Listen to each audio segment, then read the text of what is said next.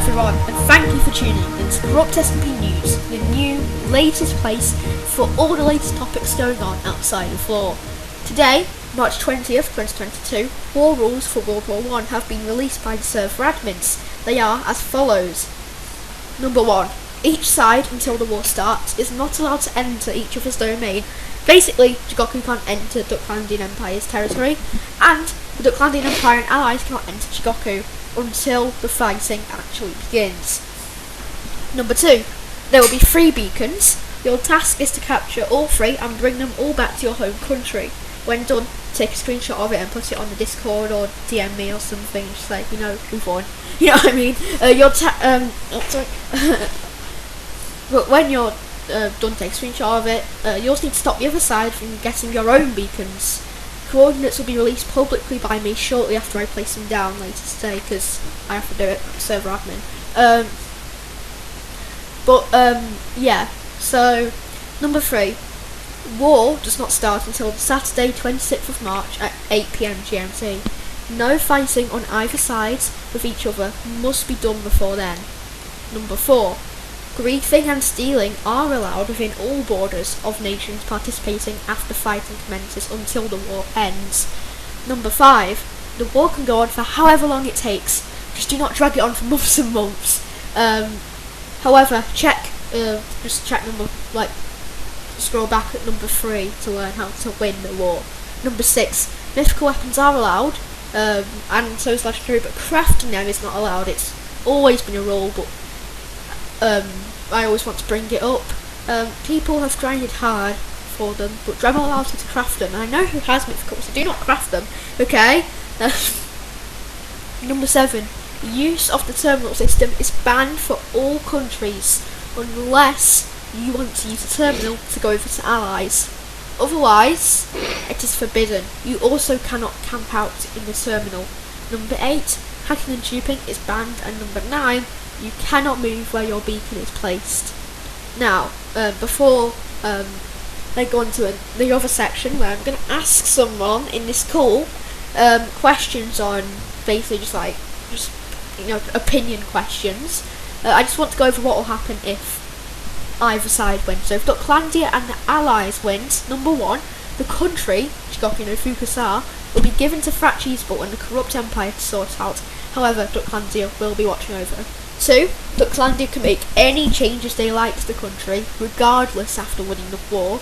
If Dylan and Jigoku no Fukusar wins, well, number 1, since he's already leader, he can do anything he likes to Jigoku again, and everything is back to normal. And number 2, Ducklandia and their empire will be able to be controlled by Jigoku from now on, and then they can make any changes they like to it, making them very top of the power list on the server, the military power. They'll be at the very top then. So today I've been joined by James Dextrixion, leader and dictator of the Corrupt Empire, to discuss the war rules with me and to be the voice of the community. So Dextrixion, hello. Do you think the war rules are actually fair? Until now, yeah. Pretty much. Except for when Dylan wins. Okay. Honestly, I think that the number 2 is a little... Is there anything you would change given the opportunity? Not any that I can think of right now. Not much. Okay. I would change. To clarify for viewers who may not know, what is the Corrupt Empire in favour of, and who will they help? Because such a powerful empire, you just cannot be neutral really in this. Everyone will be bugging you. What is in favour for us? Well, we are going to get half of the land that if we win. No, I meant who do you support? What does the Corrupt Empire support? Do they support Jigoku? Are they going to help Jigoku? Or are they going to support the Ducklandian Empire and the allies? We're going to support the Ducklandian and the allies. Yeah, boy. Why are you joining the Ducklandian Empire in this? And why do you think other nations are too? Personal opinion. It doesn't have to be factful. It just has to be your opinion. Land. So you're joining the Ducklandian Empire for land, but why do you think the other nations are too? Like, do they Mac support probably also want land. Yeah, maybe RV, possibly. Why do you think they would, join? More to help you.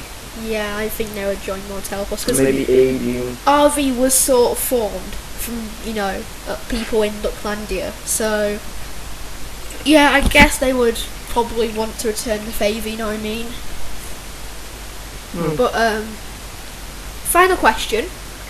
How long do you think the war could last, and do you think it could run into the war update? And if so, would that cause any problems, do you think, and maybe even out the playing field for both nations? Good question. If it runs into the war update, there could be even more fighting breaking out. Because it would be much more chaos than it already is. Because let me just recap stuff that's been said. Natural disasters at COC5, if you watch Dextrixion's YouTube, natural disasters. Then you've also got nukes, tanks. You know what I mean? It is going to be a mad update. So yeah, do you think it would even run into it? How long do you think it would actually last? Like, given that Jigoku are the other people and they barely log on. If they don't log on at all during the war, honestly, I think it could last 2-3 days. If I guess because it's 3 it could last this 1 time to 2 around. days. Yeah. Yeah. Okay. Alright. Thank you, Dextrixion, for answering those questions.